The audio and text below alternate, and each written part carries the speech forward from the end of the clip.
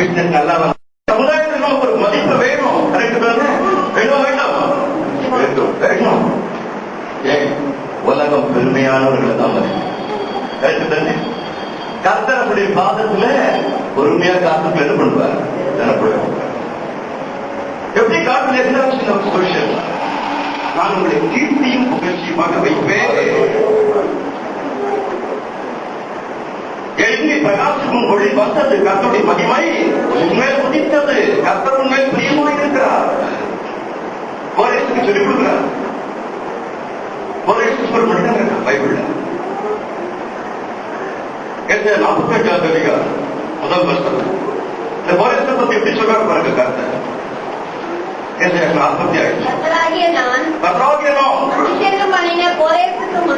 அபிஷேகம் பண்ணின கோரேசுக்கு முன்பாக ஜாதிகளை கீழ்ப்படுத்தி ராஜாக்களின் இடைக்கட்டுகளை அவிழ்க்கும்படிக்க அவனுக்கு முன்பாக வாசல்கள் கூட்டப்படாதிருக்க கதவுகளை திறந்து வைக்கும்படிக்கு அவனை பார்த்து வலதுகையை பிடித்துக் கொண்டு சொல்லுகிறதாவது நான் உனக்கு பெண்களை கதவுகளை உடைத்து இருப்பு தாழ்பால் சொல்லி முடித்து அதனால் பொக்கிஷங்களை வெளிப்படுத்துகிற புதைகளை உனக்கு கொடுப்பேன். நான் என் தாசனாகி யாக்கோபின் நிமித்தம், நான் தெரிந்து கொண்ட இஸ்ரவேல் நிமித்தம் நான் உன்னை பெயர் சொல்லி அழைத்து நீ அதை அறியாதிருந்தும் உனக்கு நாமம் தரித்தேன். God will enlarge our social life. நம்ம சமுதாயத்தில் தேவன் நமக்கு என்ன கொடுப்பார்? ஒரு தனத்தை கொடுப்பார். தானியலை உயர்த்தினாரா இல்லையா? சமுதாயத்தில் உயர்த்தினார். சாத்ராக் மேஷக் ஆபத்நேகோ 3 பேர் உயர்த்தினாரா இல்லையா? உயர்த்தினார். தாவீது சமுதாயத்தை உயர்த்தினாரா இல்லையா? உயர்த்தினார். யோசேப் சமுதாயத்தில் அந்தஸ்து இருந்தா இல்லையா? எகிப்தில் யோசேப் 80 வருஷ காலம் பிரைம் மினிஸ்டர். காரணம் என்ன? கர்த்தர் யோசேப்போடு கூட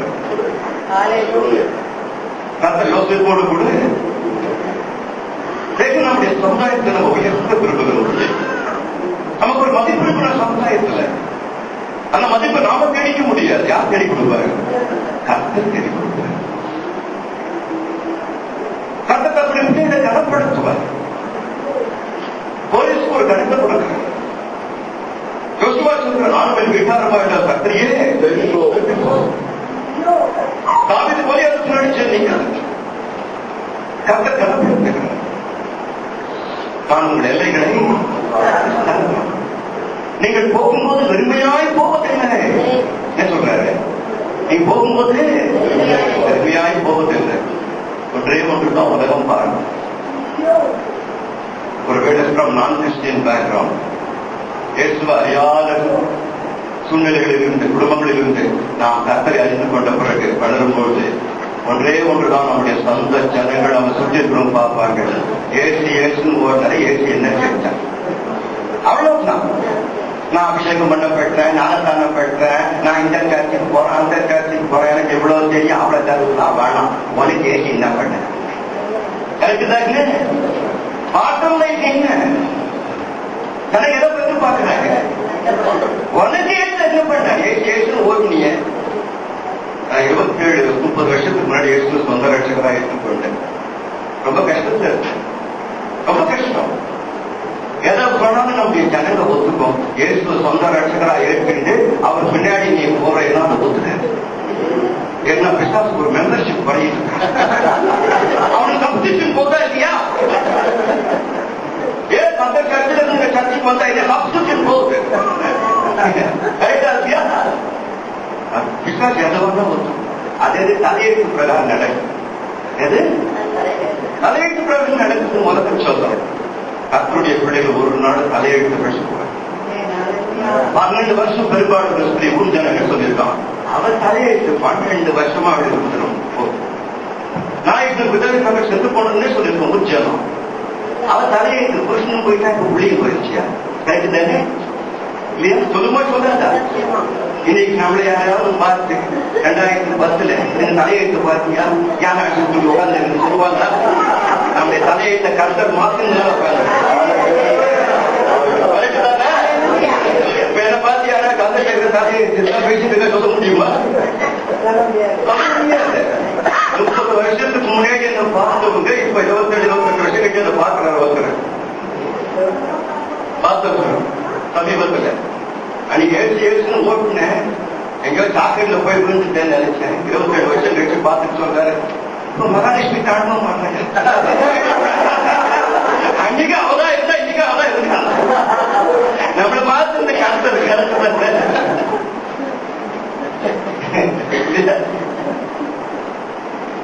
நான் சொன்னேன் நீங்களும் வாங்க அப்படின்னு.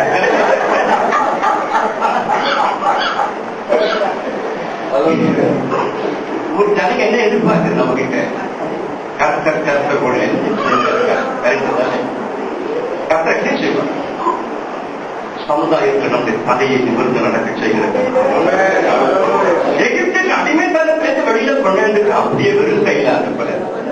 வெறும் கையில அனுப்பியிருந்தா அண்ணன் ஜனங்க சொல்லியிருக்கோம், ஆமா நீங்க அங்க இருக்கும் போதே பஞ்சத்துல தான் இருந்தீங்க, வெளியில வந்து அப்படித்தானே இருக்கிறீங்க. இல்ல, வெளியில வரும்போது எகிப்துல பொண்ணும் பொருளும் கொடுத்தாங்க. கரெக்ட் தான். தேவன் நம்ம ஆசீர்வதிச்சிருக்காருன்னா ஒரு வித்தியாசம் இருக்கும். கரெக்ட் தானே? ஒரு காலத்துல டாஸ்மாக்ல நின்ற வண்டி இப்ப சர்ச்சை வாசல்ல நிக்குது இல்ல? நிக்குதா இல்லையா? நிக்குதா இல்லையா? கரெக்ட் தானே? மாத்திருக்கா இல்லையா? அன்றைக்கு அதே பணம் தான், இன்றைக்கு அதே பணம் தான். கரெக்ட் தானே?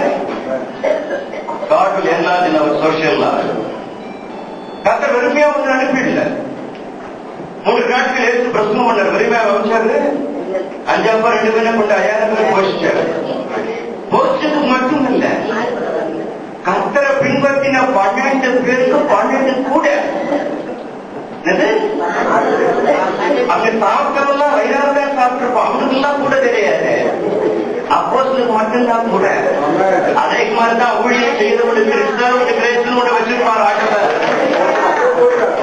நீங்க 12 பேருக்கு ஊழியம் செஞ்சிருக்கீங்க.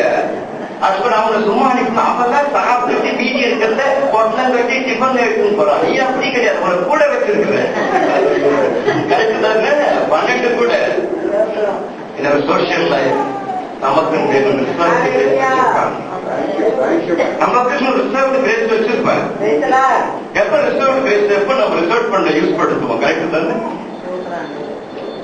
3 வருஷமான கிருபைகளை தெய்வம் நமக்கு வச்சிருப்பார். One is the reserved grace.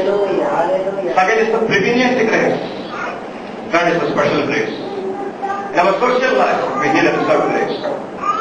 நமக்காக சிலதான் ரிசர்வ் பண்ணி வச்சிருப்பார். 12 பேருக்கு 12 கூட ரிசர்வ் பண்ணி வச்சிருக்காரு. யோசிச்சு பாருங்க, மீதி 5 கூட இருந்தா என்ன ஆயிருக்கும்? among the fishermen அன்னைக்கு law and order சால்வ் ஆகிருக்கும். சொல்லிருப்பான், நான் தான் அந்த சின்ன பையனை யோசிச்சு கிட்ட கொண்டாந்த எங்களுக்கு முதல்ல 2 கூட. fishermen they go to any extent. ஆனா தெய்வம் ஞானம் உள்ள தெய்வம்.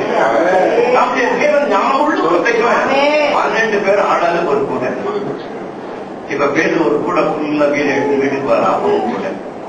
கரெக்ட் தான்? பேரு வீட்டுல யார் இருக்கா? மாமியார். கரெக்ட் தான்? யார் இருக்கா? மாமியார்.